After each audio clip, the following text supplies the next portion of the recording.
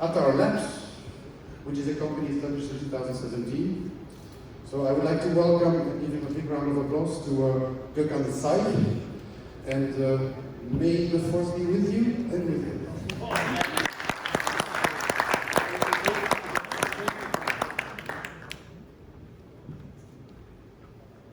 So I started in cybersecurity 20 years ago, accepting the role of establishing Symantec Turkey office and becoming the general manager for Turkey.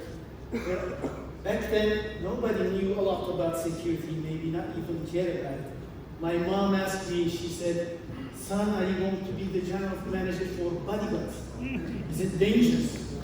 Yeah, most probably. I was so motivated, 29 years old, general manager, young one, motivated for everything, and I was saying,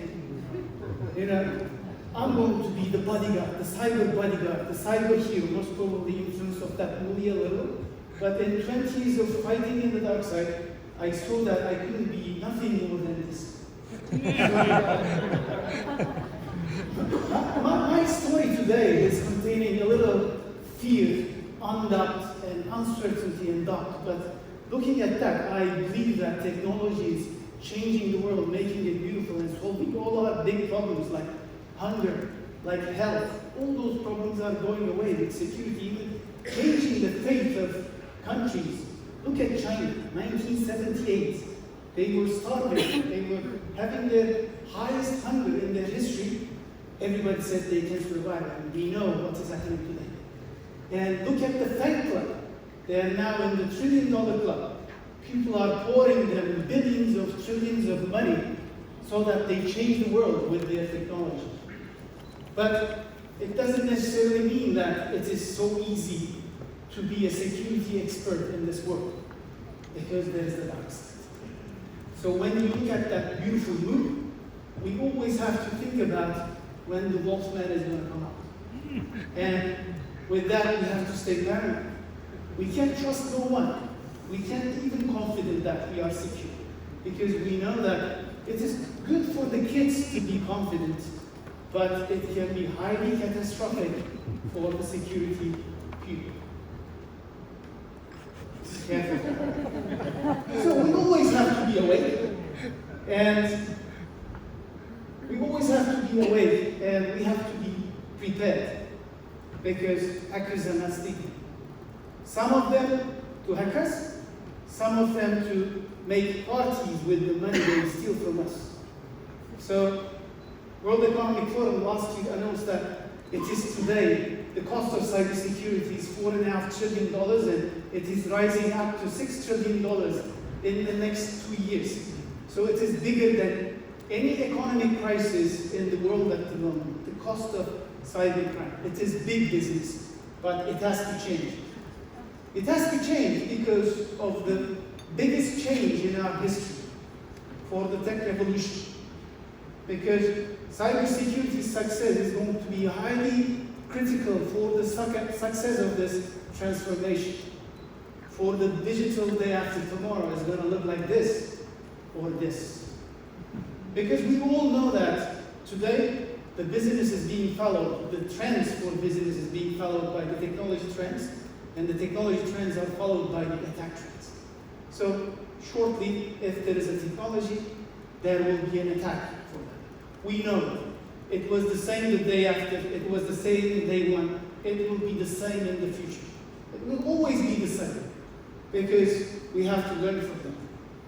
We made so many mistakes in the past, and if we cannot learn from that, we are going to be doomed.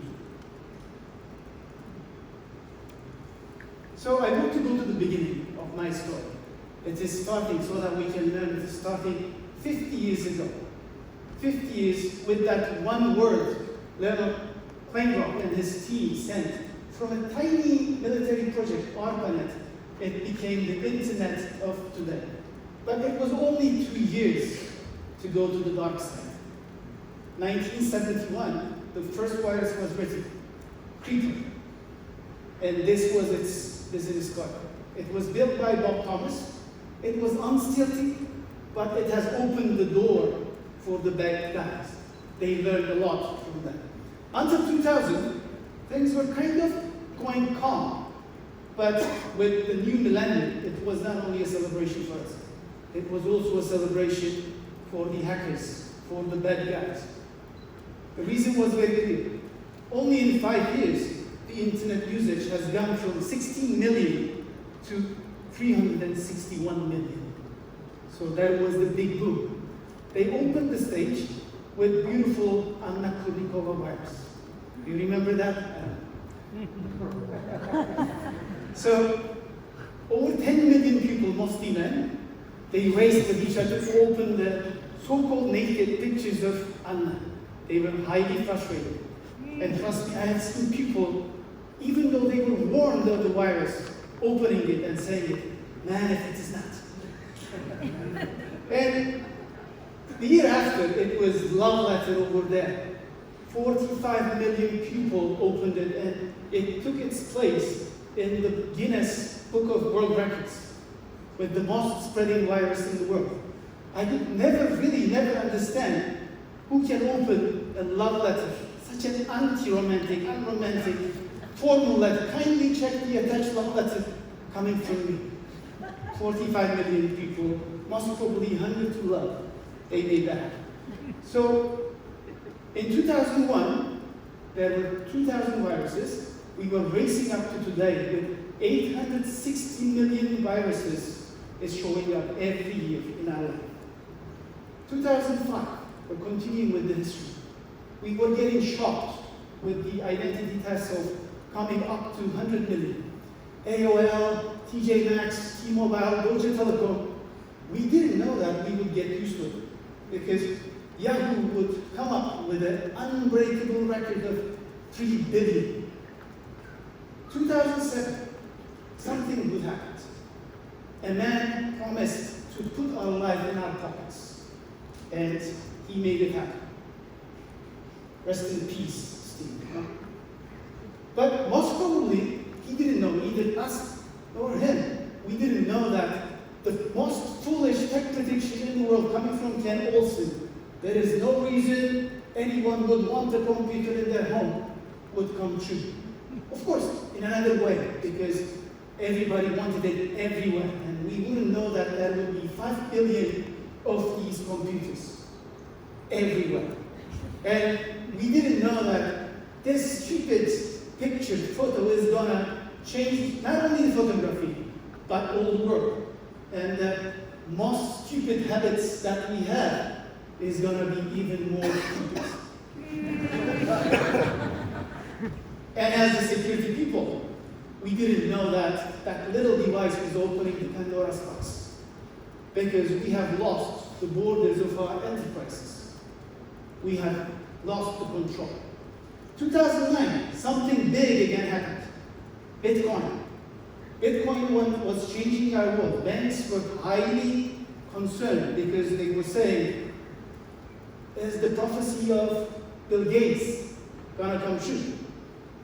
We're not used to that, but they were really concerned.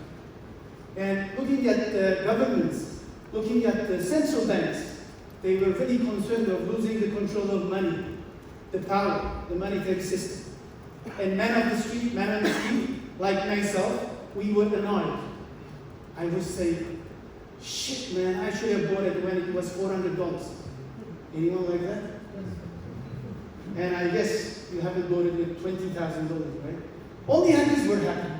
It was not only because it was a profitable vector for them, with record hacks, like the Coincheck's $530 million in one hack. And not only because all those hacks in the last 10 years, totaling up to $1 billion, but it was also because this Bitcoin was giving life to darknet. Brett Johnson, formerly being the most wanted criminal for FBI, and he was also called to be the internet godfather.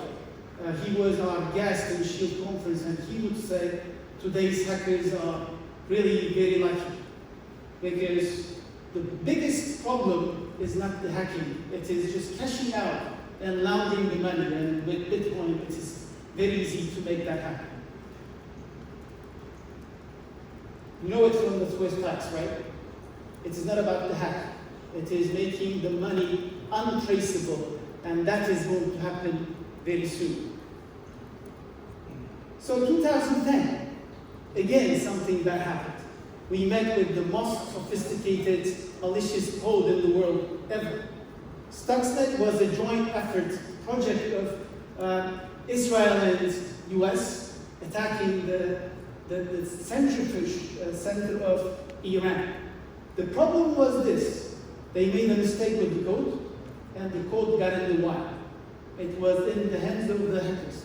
So we had three consequences: the state-nation attacks, the cyber war, and the cyber espionage was in our life, in the daily life. And people also learned that with a virus, it can attack the national critical infrastructures, and it can even cause a nuclear explosion. And the third one is even more dangerous, because hackers learned how to build the targeted attacks. It was called to be advanced persistent threats, and it was using zero-day exploits. And with that, they were also hiding themselves for hundreds of days.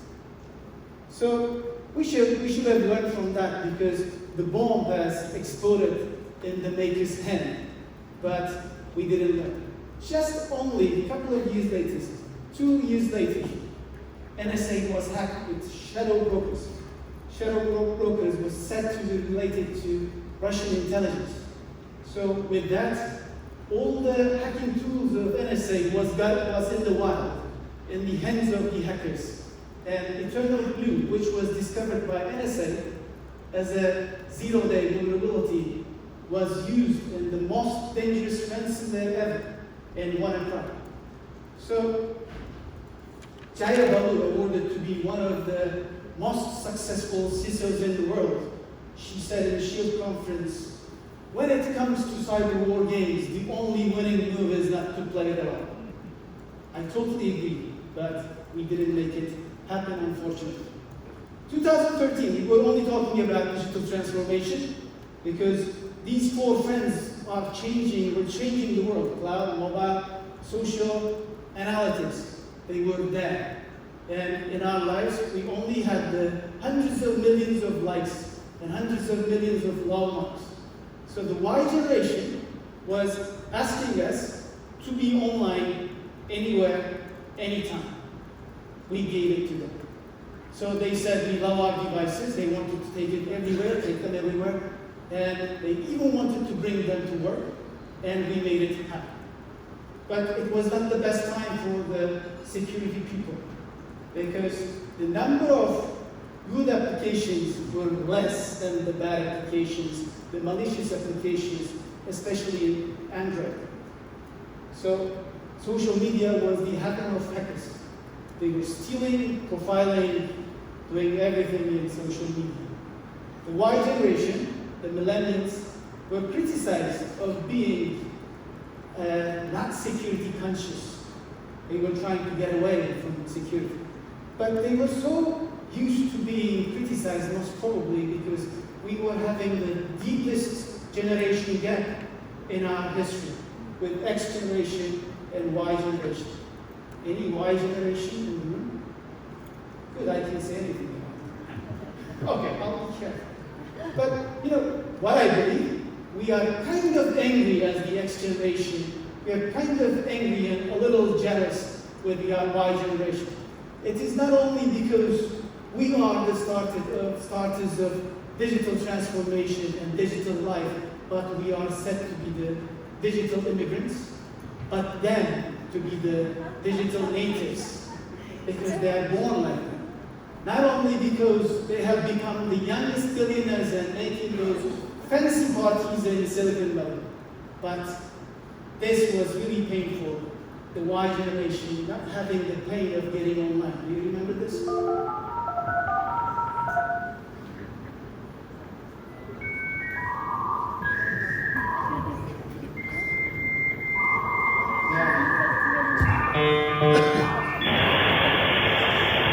This is the new man alone. I'm in YouTube. There was another conflict back then in the relationships. It was the blame game in between the security teams and the business units. It is still not resolved, I can say. But the security teams were blaming the business units of taking so many risks so easily, and this is really not working. Anyway, and trying to get away with all the measures security is trying to implement. But the business units were saying, hey guys, you are trying to stop everything. You are trying to be the Mr. No, and you are going to bankrupt the business. I can say that we were not the best team in the world. There was no common language in between us. But in return, hackers were building great teams. Because they knew that the necessities of successful cybercrime is gathering information, committing the crime, and cashing out. And no single person in the world could make that happen perfectly. They knew it. And they were just getting in the cybercrime communities, in the forums, and building their teams in minutes from anywhere in the world. And they were really adapting and changing perfectly. They always were more innovative than us. They were using the techniques of attacks in the perfect way. For example, like the automated attacks. They were blinding us with their automated attacks. And we were trying to respond manually still. We haven't learned about it.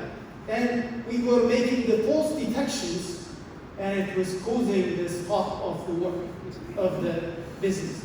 And also the hackers knew that we would always be fed out with all the investments that we made.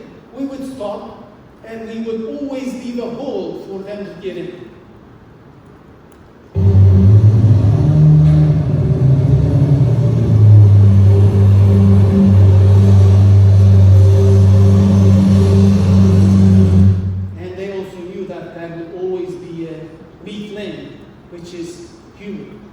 They knew that they would manipulate them so easily. Look at all the attacks. 95% of all the attacks are starting with phishing. 63 with weak passwords. This is one of the most important problems for us, because there are billions of passwords leaking to the darknet at the moment. Even Obama made a fool of himself to get the attraction, get the attention to this very critical point. Because it's just too easy for hackers to figure out user names and passwords like password or 1, 2, 3, 4, 5, 7.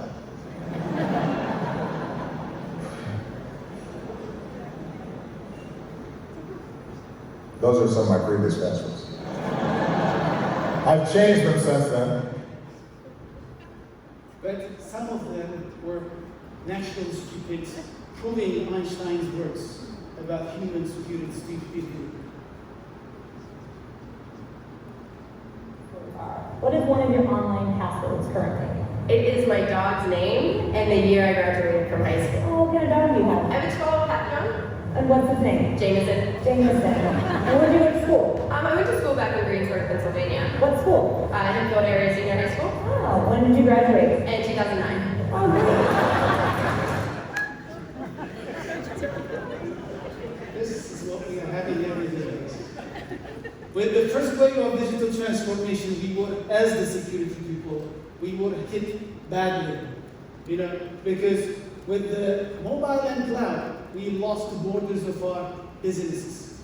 With the explosion of data, we lost the control of our enterprises. And also, with the social media, we lost the privacy and confidentiality. The first 15 years of the millennium was dominated by the hackers, by the bad guys, but we were learning from that. We first learned that we must move away from the impossible perfect of pushing a button and preventing the attack. So we said we have to strengthen our security operations centers with better detection and response solutions. Because we knew that the breach would be unpreventable, but it was possible to stop them before they reached the final target and respond timely. This was the most important thing for us. So with that, hundreds of startups, security startups popped up. becoming the innovation engine of security. And new product groups, which we hadn't heard of 5 years ago, they also appeared, like network threat analytics, like user behavior analytics, like deception technologies, or like security orchestration, automation, and response. But of course, we knew that the new technologies coming in, they would create more complexity, and they could end up with false sense of security so that we could miss a link, miss a piece in the puzzle. So we started to see the big picture. Looking at that, we started to use the models like Gartner's frameworks, like NIST's frameworks, like the MITRE's frameworks. So we were looking at the game very differently. Not all of us, but many of us learned how to surf in this big wave. And time passing by, it was really boring to talk about big data, social, even mobile or cyber, because things were changing and they were becoming the new norms. Even the kids were sending their wish list to Santa by Amazon US. Yes? Dear Santa, how are you? I'm good. Here is what I want for Christmas, Amazon.com. So, this is the time of the new era, because our enterprises, our businesses were trying to create a seamless customer experience, centering the intelligence, even bigger data, supported by new IT systems, new technologies, and digital ecosystems. As a security people, how do we read it? More data to leak, new technologies, new vulnerabilities, new attacks, digital ecosystems, third-party risks. But this was also unstoppable because disruption was everywhere. Even the kids started using AI. Of course, it was coming with its mistakes in the first versions.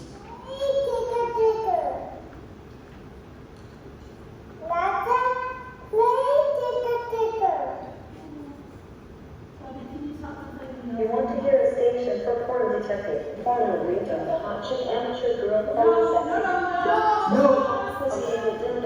Digital was out, cognitive was in. New life was golden. And we were creating a new life form, and we were asking them to build the world from scratch. We even asked them to replace us. Even the best of us, like Fido. You know this? This is a golf club. Taking a swipe at this, David, and what else would you expect? You would expect to think so. Really, that girl is called Eldrick. What's this? Eldrick's a little map at 16. Heidi was so angry, attacked the robot and got arrested. Sure. But, you know, even the robots or the billions of IoTs in our lives was nothing if they're not coupled with AI or data. So data was the new oil, and AI is the new electricity in the new world. Even the giant IoTs like the planes, they had tens of thousands of sensors, and they were creating terabytes of data in hours. Just like the cars, nothing different with them. And looking at that, the cars were having 40, 45, even more software components, just like software-defined hardware, not cars anymore. Some of the cars had even more lines of codes than Apple operating systems. What does that mean to us? Some companies who has not even prepared, built any line of code 5 years before is going to make tens of trillions of codes in the next 5 years.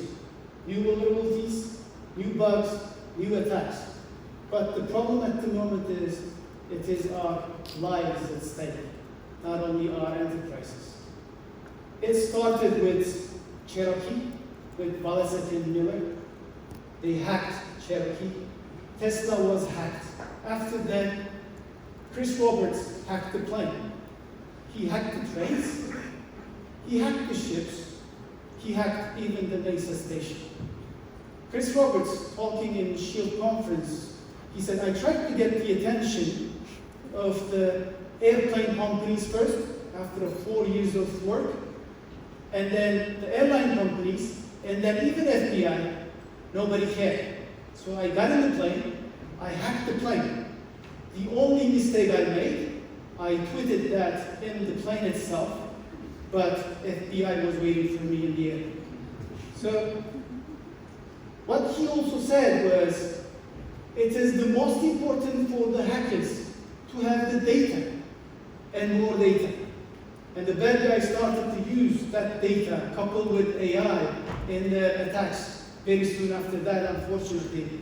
Look at the DeepLab. It is analyzing, getting the data, analyzing with AI, and understanding the security environment there, and it is changing its code to evade the security measures implemented over there. But as the good guys, we learn fast. We learn to detect those attacks through AI again, because they were really evading the conventional methods that we used to use. It was already AI versus AI. They started to fight with each other. Yuval Harari in the World Economic Forum, he got our attention to another point, brain hack.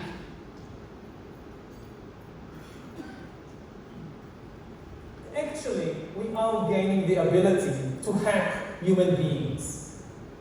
Now, what do you need in order to hack a human being? You need two things. You need a lot of computing power, and you need a lot of data, especially biometric data, and especially the rise of machine learning and AI are giving us the necessary computing power. Yes, we have it now. The future is today, and data coupled with AI in their own hands can be really very dangerous for us. We have so many examples of that. And those examples are telling us, some of them are really creepy, and telling us anything can be analyzed. I don't know if you know this. Last year, all the Hawaiian citizens got a message. With a ballistic missile, they said everybody is going to die. Some sick mind made an analysis with Pornhub's traffic. It is the biggest porn website in the world. Nobody knows it. So, look, this is the normal traffic of Pornhub. In 7:59, they send a message. And with that message, they say everybody's gonna die. And then, of course, it starts to fall down. So people are saying, we're gonna die. Where are the kids? Mom, how can we run away? It is going down with 77%. And after 20 minutes, it is like, where is the missile? Nothing's gonna happen. It starts to rise up again. It comes to the normal level at 8:59, and they announce that it is a fake alert. And people say, hey man, we need to catch up. It rises with 48%. So we had also the dangerous ones, like Cambridge Analytica buying the data from Facebook and changing a nation's fate, most probably. And also another one in the elections and also in Brexit. Cambridge Analytica had bankrupted after then. It was shut down, in fact, and Mark Zuckerberg's Facebook was fined by $5 billion. He was in the Senate hearing. You know what I believe? Most probably said, I could pay the double if they hadn't made me wear this tie. You know, he is. But, you know, we knew that Big Brother was watching us for years, from WikiLeaks since 2006, from Edward Snowden, we knew that all, but we created our own Big Brother ourselves. And today, they have become the giants. It is the end of privacy era, but this is our world. So what are we going to do about it? What do we have in our hands? Anything having an IP address, any device is hackable and is going to be hacked. We know it. So hackers should succeed once, but we have to succeed all the time. It is our most probably the biggest problem. They know that there is always going to be another bug, and even we will be late patching that. And also they believe that human stupidity is not going to be patched Never, ever. So, how can we reverse it? It is the most important part of the story. What can we do about it? End-to-end security. Yeah, we have to use all those solutions, for sure. It is very critical, but that's not enough. We need to be very clear. For establishing the trust and resilience vision, we need to have clear objectives. We have to have clear principles. You know, like we have to move away from technology-centric security to people-centric security. We have to move away from protecting our infrastructures to our business outcomes, and from checkbox compliance to risk-based compliance, lifetime compliance, continuous compliance. And we have to make security in our culture, in our DNA. Because we need to create the human fire. Yes, security is risk management. It's all about analyzing, calculating the risk, and we have to know what is acceptable or unacceptable. Some will be unacceptable, and we have to know it. So for that reason, it has to be security by design. We have to be in it, not there after the fact. So security has to be on the table while we are making all our business decisions as a business risk, not as a technology risk. And as the security people, we should know that it's not always going to be like security is going to be the biggest threat in the world. No, it's not like that. And we should expect our business people or CEOs to say the future threats are going to be APT38's polymorphic moves. They won't say that. It is not going to happen. But we should expect everyone to be security people to a certain extent. And at the same time, we have to be the business people. As security people, we have to understand our businesses. So instead of colliding our worlds, we have to unite our worlds. Last words. If you ask me what business I am in, I'm going to say you. I'm in the business of helping you guys, making your businesses with peace of mind while you are taking all those risks. And even though taking those risks, I want to make you sleep in confidence, comfortably, like a baby. Beautiful, right? But it's not easy as before, because the crime scene has changed. Because before it was only the IT infrastructures, today it is the national critical infrastructures that we are protecting. Yesterday it was only our data, and today our lives are at stake. So we can't make that happen alone. We have to think together, act together, fight together to win this big war. And with that, we have to be the change. We shouldn't expect it for anyone else. We have to make that happen all together, ourselves, because we want to give a safer world to our kids. Thank you.